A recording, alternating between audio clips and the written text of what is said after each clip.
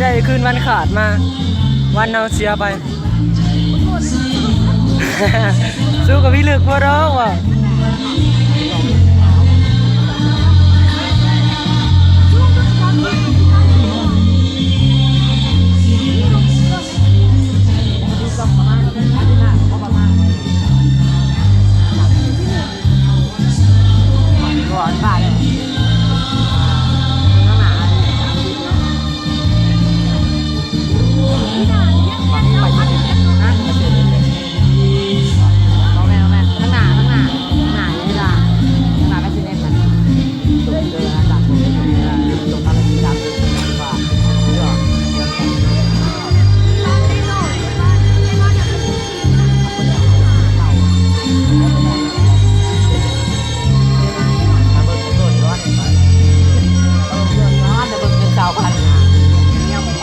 ย่านอยู่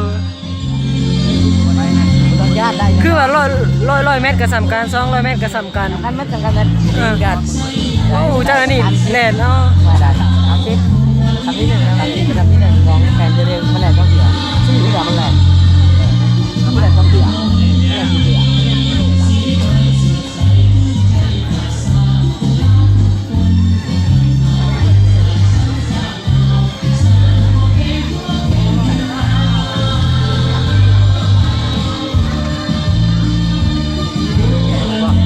สั่งไปโฮมดีกว่าไหม